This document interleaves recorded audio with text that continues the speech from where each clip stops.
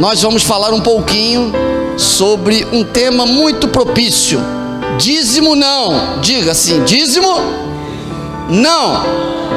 Ué, tá muito fraco, meu irmão. Esse é o tema da mensagem de hoje. Diga assim: dízimo não. Você deve estar perguntando: esse pastor ficou em Porto de Galinhas, pegou muito sol e agora ele está fora da casinha.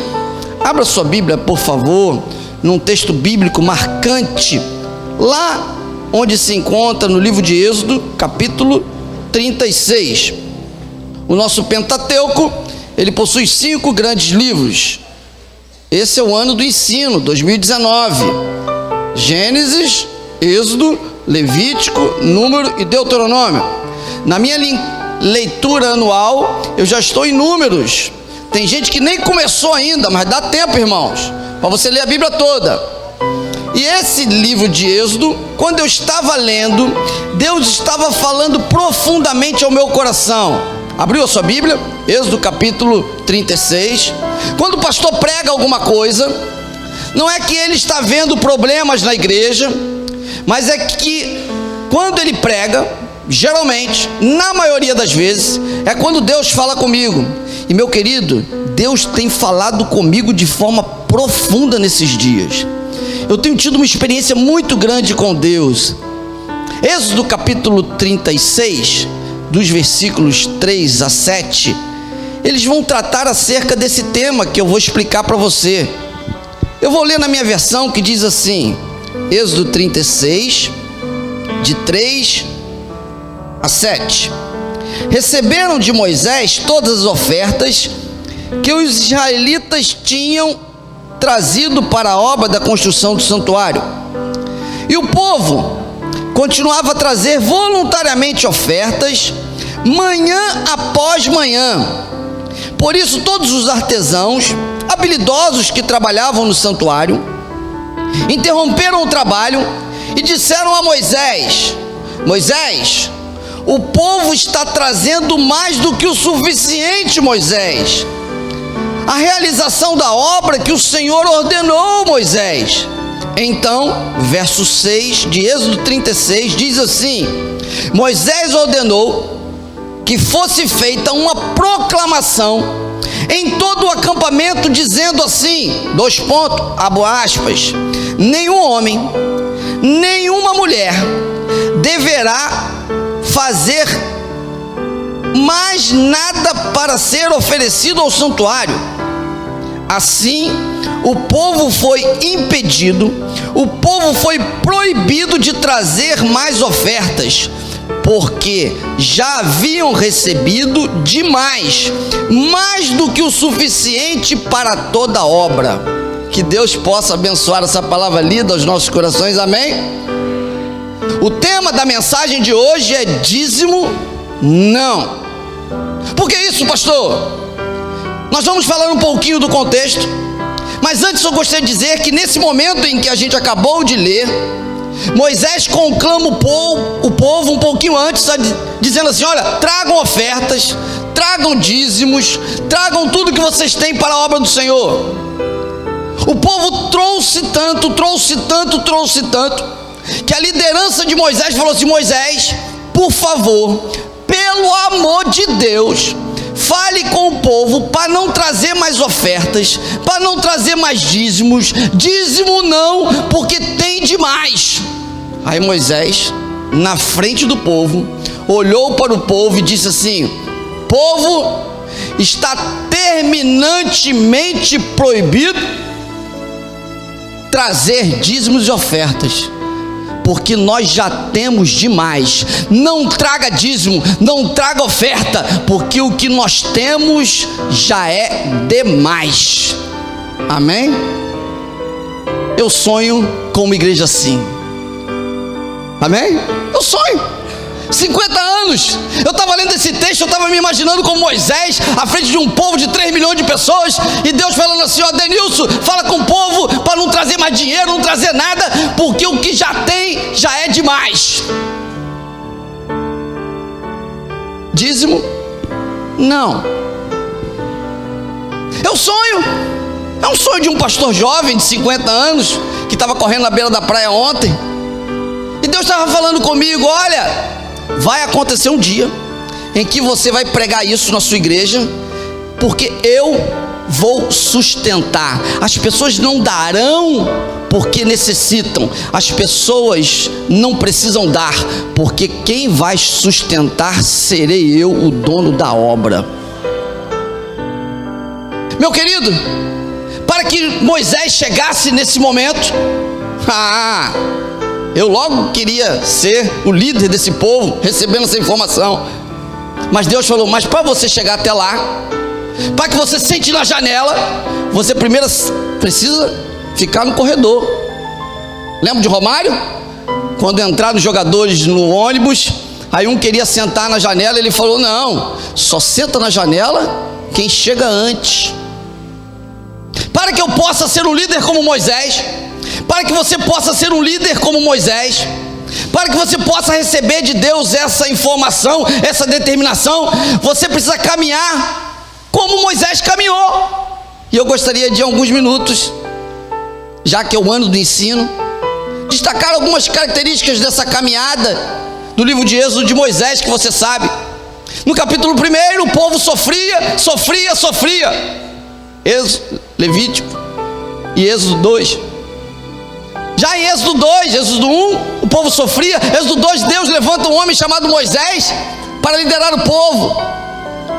E o rei mandou matar todos os meninos, e a irmã e a mãe, Joquebede e Miriam, pegaram Moisés, colocaram no cestinho. E Moisés, quando nasceu, o nome dele significa Moisés, porque significa tirado das águas.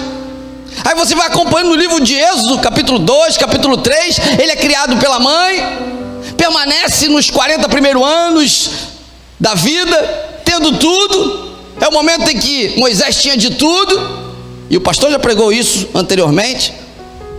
De repente, Moisés é sacado daquele local, porque ele defende o povo de Deus, e ele sai dali e vai para Midian, um deserto, onde ele passa a passar necessidades. Ele não tem mais o que tinha anteriormente, tem dificuldade, tem lutas. Mas no final desse segundo período, ele já tinha mais ou menos uns 80, quase chegando a 80 anos, no final da segunda fase. Deus olha para Moisés e fala assim: Moisés, e ele se aproxima, vê uma sarça e vai lá. Aí Deus fala: tira as sandálias dos seus pés, porque o lugar em que tu estás é terra santa, santo és. E Moisés sai, entra, tira a sandália, e Deus fala com ele. E o texto de Êxodo vai continuando, que ele é sacado para liderar o povo, para tirar o povo do cativeiro egípcio. E ali estava Moisés dando desculpa, que todos nós sabemos: eu não sou capaz, eu não posso, eu não sei falar. E Deus fala: coloca a mão no peito. Ele coloca a mão no peito, a mão fica leprosa, ele coloca de volta, joga a vara se torna em cobra, e ele consegue ludibriar a Deus, dizendo: eu não sou capaz, eu não posso. E Deus falou: eu quero você, e pronto. E Moisés vai, lidera o povo. O livro de Êxodo fala das 10 pragas, a última praga, a praga dos primogênitos. O que antecede foi a Páscoa, e ali está Moisés, na segunda fase dele, finalizando, liderando o povo, com um grande problema diante dele, que era o Mar Vermelho. E ele clama a Deus, ele fala: Senhor, o Senhor me sacou de lá, o Senhor me colocou aqui, agora o que nós vamos fazer, Senhor? Aí Deus diz para Moisés: por que clamas a mim? Diz aos filhos de Israel que marche. E ele começa a marchar, o mar se abre, ele ultrapassa, os egípcios vêm, o mar se fecha. Agora Moisés está do outro lado, com cerca de 3 milhões de pessoas, liderando o povo, sendo um canal de bênção de Deus. E ele está sendo lapidado por Deus. Deus está tratando Moisés. De repente o povo quer água, Deus dá água. De repente o povo quer comida, Deus dá comida. Uma dificuldade muito grande. Naquele mesmo momento Deus fala assim: Moisés, suba no monte que eu te darei as ordenanças. Êxodo 20. Aí Deus começa a fazer os mandamentos para Moisés. É uma panorâmica do livro de Êxodo. E ali está Moisés com as tábuas da lei, não somente as tábuas da lei, mas as orientações acerca dos deveres, responsabilidades sociais, da saúde, um compêndio de decretos, de ordenanças que Moisés tinha que repassar para o povo. Quando Moisés desce o monte, está o povo lá adorando um ídolo de ouro, sob a liderança de Arão. Moisés alopra, pega aquelas tábuas, quebra. E Deus novamente olha para Moisés e falou: Moisés, eu tenho um propósito para você, Moisés.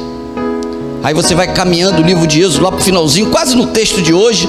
Moisés para, faz uma aliança com o Senhor, reata uma aliança com Deus e diz assim: Senhor, a partir de agora eu quero ser um servo verdadeiro, eu quero ser um líder guiado por ti. Faz uma aliança com Deus, Deus aceita a aliança. Aí Moisés pega novas tábuas, agora confeccionadas por Moisés, e ali estão os novos 10 mandamentos, as leis expedidas anteriormente, tudo direitinho. Moisés ensina, dirige, distribui em grupos, 70, e assim, meu querido, nesse texto de hoje, Moisés está feliz, já terminando o terceiro período, a terceira fase, com quase 120 anos, feliz, realizado. E de repente, ele obedece às ordens de Deus, monta toda aquela estrutura de culto, sacerdote, levita, tudo bonitinho. Aí lidera o povo, 3 milhões de pessoas. Dá para você imaginar 3 milhões de pessoas sem microfone? Se eu falar aqui sem microfone, você não escuta. 3 milhões de pessoas, dá para você imaginar? Que liderança tremenda! Um homem de uma capacidade fenomenal, um camarada à frente de uma multidão, e ele pede assim: atenção, gente, vamos trazer oferta, vamos trazer dízimo, vamos trazer tudo. O pessoal traz, de repente, meu irmão, é tanta coisa. Ele convoca no texto bíblico outros líderes, e de repente os líderes dos líderes falam: ó, Moisés está tendo muita coisa, a coisa está abençoada, a coisa está demais, estamos crescendo, estamos desenvolvendo, estamos avançando. Aí Moisés chega à conclusão: chega, basta, povo, basta, porque o que nós estamos recebendo já é demais. Chega de dízimo, chega de oferta. Captaram? Quanta luta, quanto sofrimento até chegar naquele ponto em que no auge ele diz assim: é muito bom ser líder. Todo mundo quer usufruir da coisa boa, quer estar nesse momento. Até eu, pastor, quero ser Moisés no auge, mas no sofrimento ninguém quer. Mas nesta noite eu gostaria de compartilhar com você, meu querido, olhe para mim, algumas experiências marcantes de Moisés que o fizeram chegar no auge, na dependência completa do Senhor, a ponto de dizer para a multidão: povo, é Deus quem sustenta. A primeira característica que eu gostaria de trazer para você desse livro de Êxodo, a primeira experiência, é a importância que Moisés dava na família. Eu já preguei isso numa quinta-feira, no outro texto.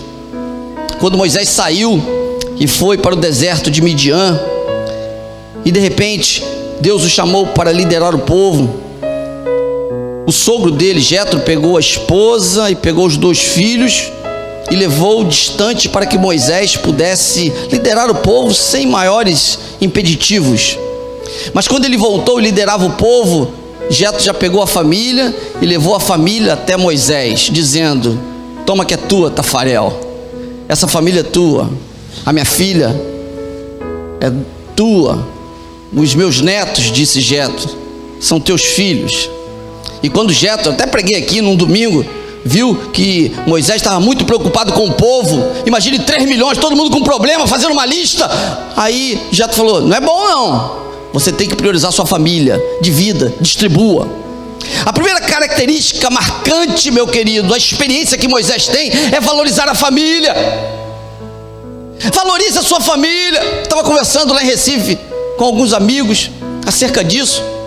E alguns amigos me deram alguns testemunhos de alguns líderes religiosos, de pastores, que eu fiquei abismado, onde pastores estão nos púlpitos das igrejas, falando sobre família, mas está colocando chifre na esposa em casa. Líderes que estão falando sobre família, mas as famílias todas estrambelhadas.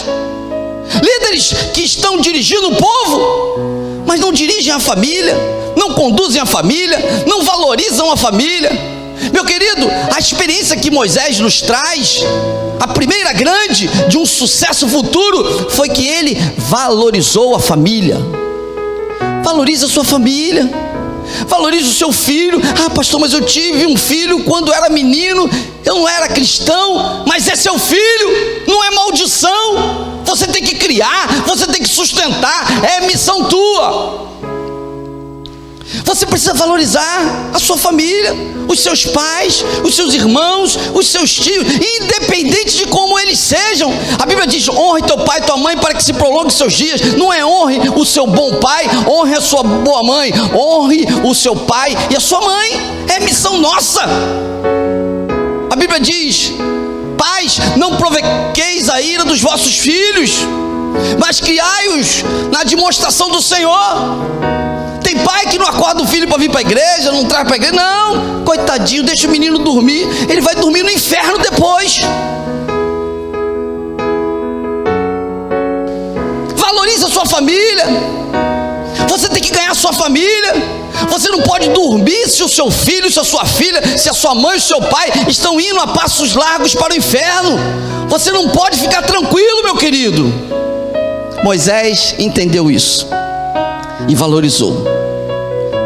A história de Moisés diz que ele valorizou a família. A segunda característica que eu vejo nessa história do livro de Êxodo acerca de Moisés é que ele valorizou a liderança. A liderança era valorizada por Moisés. Às vezes, e teve um episódio que a irmã dele, Miriam, e que o irmão Arão se levantaram contra a liderança dele, mas ele não dava muita bola no início para isso não. Ele, deixa ele falar, meu irmão, minha irmã, pode falar. Aí Deus falou: negativo, Moisés, não pode falar, porque não está falando do irmão Moisés, está falando do líder Moisés. Você é autoridade. Aí Moisés: sim, Senhor, sim, Senhor. A partir dali, Moisés começou a valorizar a questão da autoridade. Tem gente que não valoriza a autoridade de Deus, não valoriza as autoridades constituídas. Ah, pastor, eu não gosto daquele presidente, não gosto do governador, ele é um caba safado. Ele não é um caba safado, ele foi colocado lá, ou ela ou ele, seja qual o cargo for, pela vontade e autorização de Deus. E o povo tem o que merece. Você não gosta do governador, do vereador, do presidente, do deputado? O problema é seu. Ore e mude na próxima vez. O que você não pode, meu querido, é se rebelar contra a autoridade de Deus. Quer seja autoridade eclesiástica, quer seja autoridade constituída, vai lá e dá um chute na canela do juiz, que você vai ver o que vai acontecer contigo. Não pode. Moisés valorizava. Isso tem que começar no berço da igreja. A igreja tem que valorizar as autoridades, porque toda autoridade constituída foi constituída por Deus, quer homens ou não.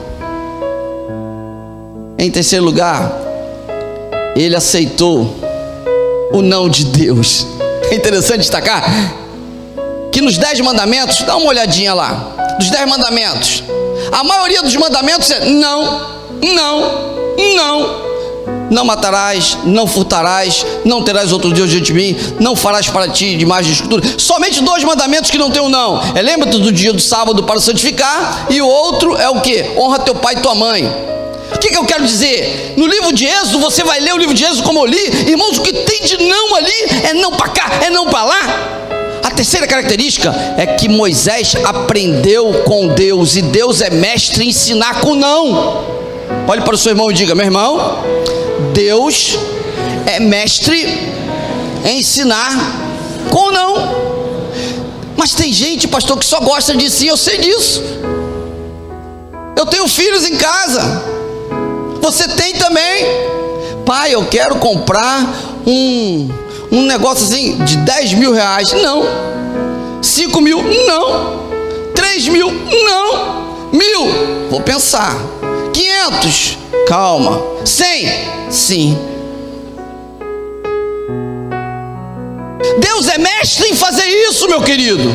Porque se Ele der aquilo que você quer de 10 mil, daqui a pouco ninguém te segura. O que acontece é que nós só queremos ouvir sim. Eu já falei aqui que no gabinete pastoral tem gente que senta lá e está doido para receber o sim, mas a primeira coisa é o não. Mas pastor, por quê? Porque Deus é mestre em não. Você tem que aprender. Você tem que entender que não pode ser a sua vontade, mas tem que ser a vontade de Deus. Mas tem adulto que parece criança, que quando Deus diz não, fica emburrado com o Senhor. Não vou mais fazer isso não. Deus me disse não. Meu querido, Deus é mestre em dizer não. Moisés entendeu isso. Não, Moisés, mas eu não posso. Não, Moisés, mas não, Moisés.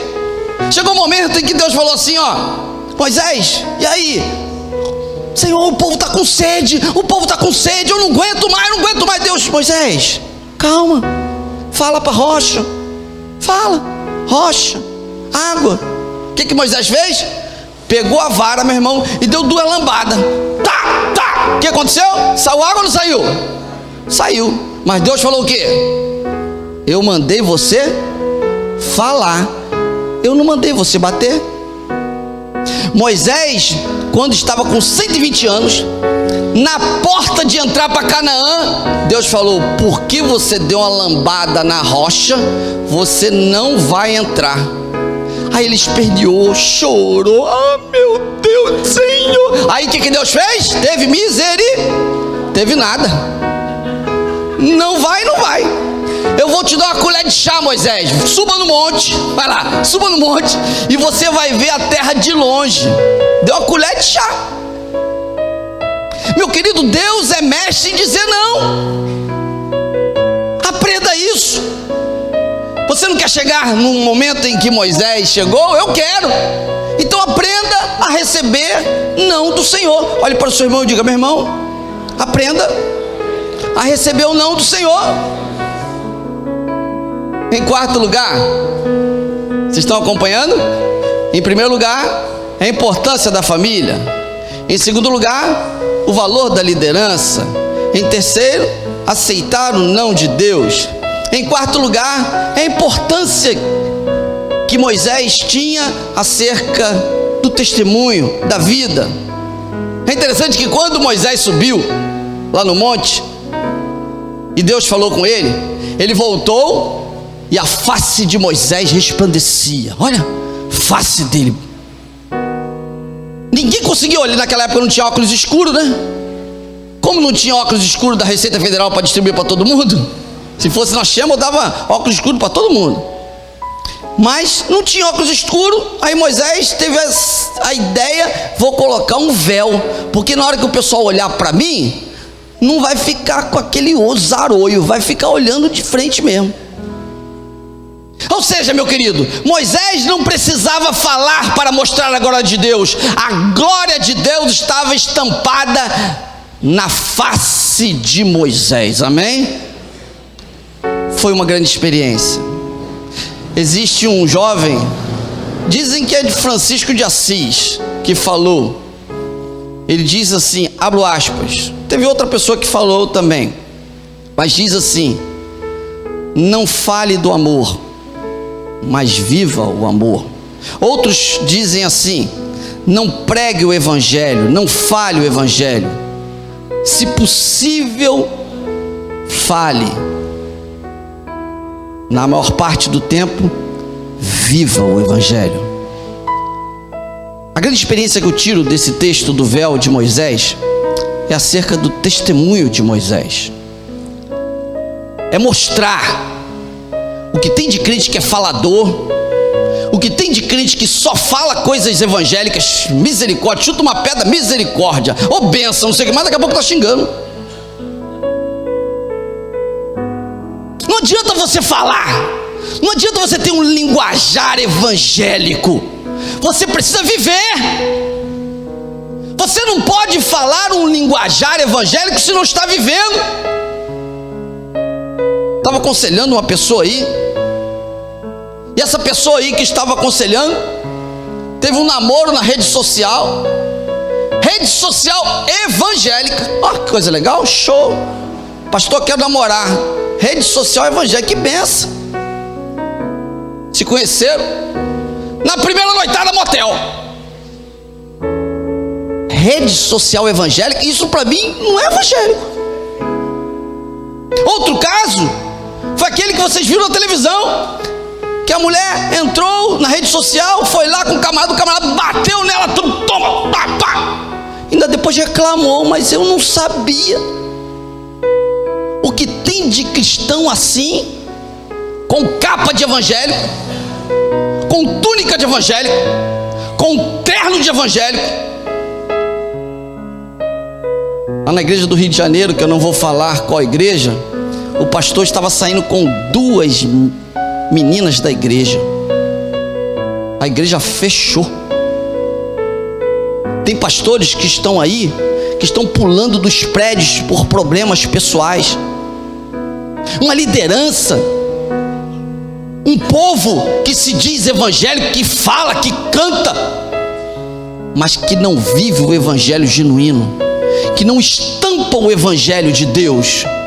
Eu acho tão interessante esse texto do véu, que se você for ler em casa, eu estava dando uma estudada em 2 Coríntios capítulo 3, Paulo chega a dizer que Moisés teve um período na vida em que aquele véu que estava cobrindo a face dele, ele não tirou quando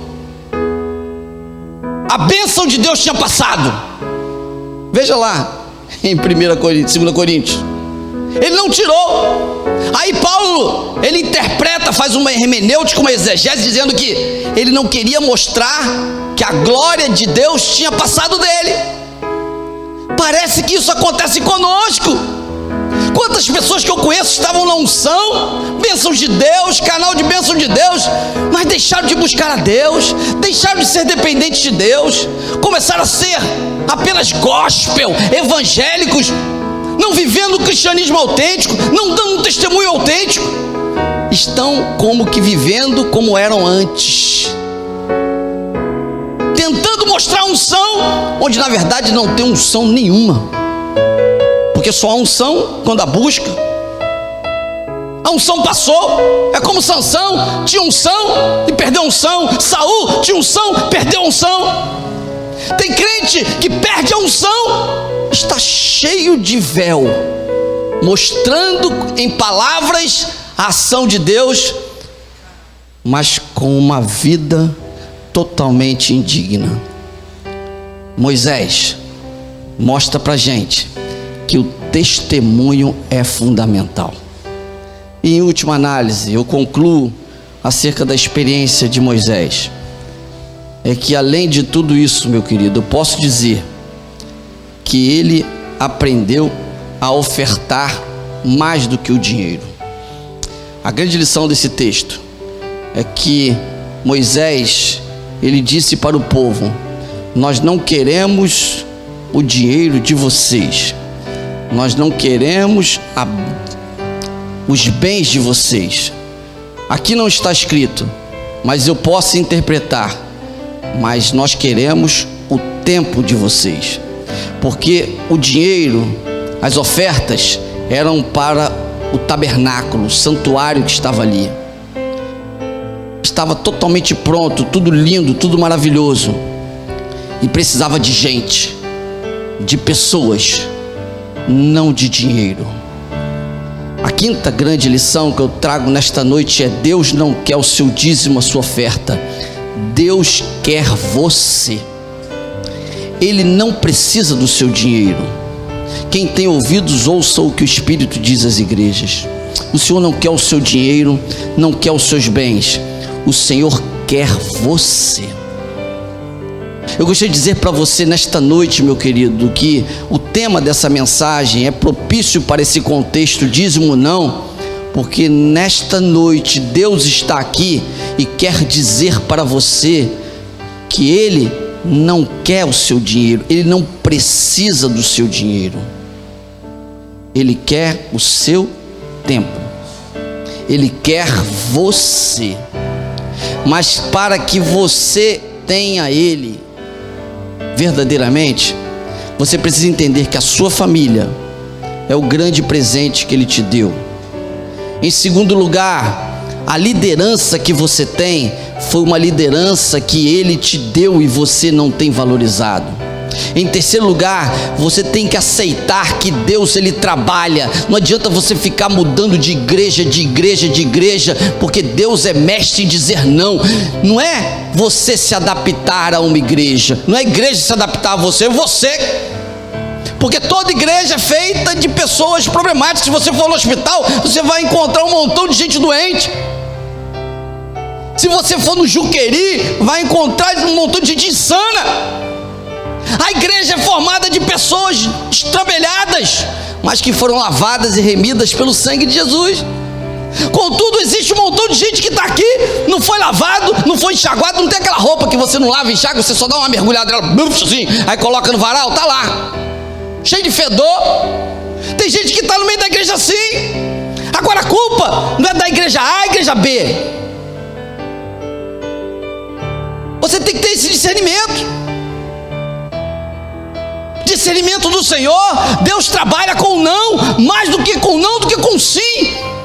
Hoje eu tenho meus filhos maravilhosos. O Bruno está em São Paulo, meu querido, sozinho vai para o culto. Eu não preciso ficar olhando, ele vai. Por quê? Porque aqui ele recebia não. Pai, eu quero dormir na hora da EBD. Não, vai para a EBD. Pai, eu quero. Não. Hoje ele vai sozinho.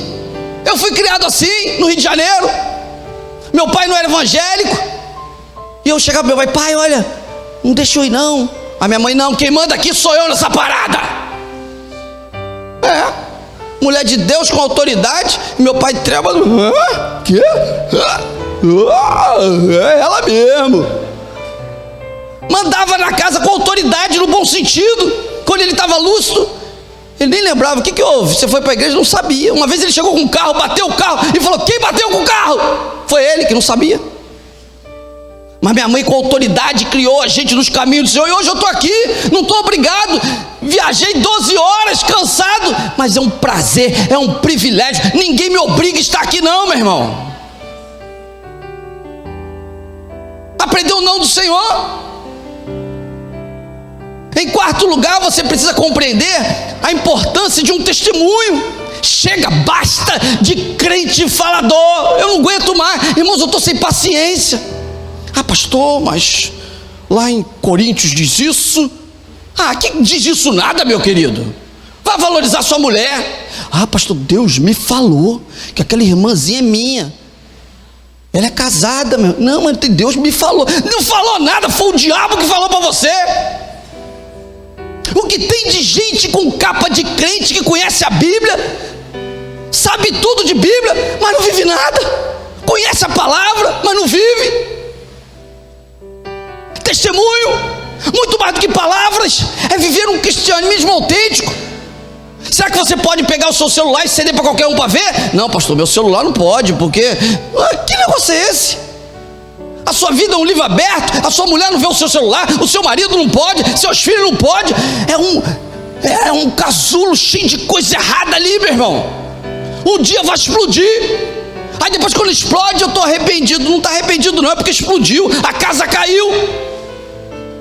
Aí chega lá, pastor, estou arrependido, tá?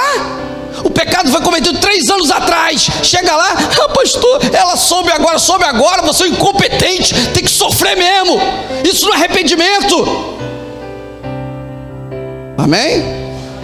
Segura na cadeira aí, meu irmão. 50 anos. Testemunho, vida com Deus. Em quarto lugar, testemunho. E em quinto, aprenda a ofertar o seu tempo. Pastor, não tenho dinheiro. Eu sempre digo, eu sonho numa igreja. Por isso que o meu sonho era pastorear uma igreja sem ter nada da igreja. Deus me deu esse privilégio, 50 anos. Meu irmão, eu não quero um centavo de vocês, mas eu sonho num dia em uma igreja não vai ter dízimo e oferta, não. Vai ter não. E o pessoal vai radicalizar. Não vai ter no momento. Cada um vai dar, vai ter o prazer de levantar e dar aqui, como consequência da sua vida. Não achando que tem que dar por obrigação. Eu vou dar para sustentar A, sustentar B. Meu querido, quem sustenta isso daqui é o Senhor. Nós não precisamos de dinheiro de ninguém. Tem pastor que não pode pregar isso, porque se ele pregar isso, eu vou morrer de fome. Não vai não. Quem sustenta é o Senhor, meu irmão. Tem igrejas cheias, venham, dê que Deus vai te dar. Você não tem que dar para Deus te dar, não. Você já tem mais do que merece. Você tem que dar porque Deus já te deu. É isso. Seja fiel ao Senhor, você vai ver. Seja fiel ao Senhor, você vai ver. Experimente e você vai ver. Feliz não é aquele que tem muito dinheiro, não. Feliz é aquele que é dependente do Senhor. Ah, pastor, não tem dinheiro, mas você tem seu tempo. Tem tempo, tem tempo. Se você tivesse 30 horas, você não tinha 1 hora. Se você tivesse 50 horas, não tem. É administrar o tempo. Ah, pastor, não tem tempo para o Senhor, mas tem tempo para um montão de rede social. Tem tempo para tudo, mas para Deus não tem. Estou cansado. Vai para o inferno. Estou brincando, meu querido. Mas eu gostaria de dizer para você: dê tempo para o Senhor. Deus te ama. Não traga dízimo, não traga oferta. Dê a sua vida para o Senhor. 51 anos, em breve, que Deus possa nos abençoar.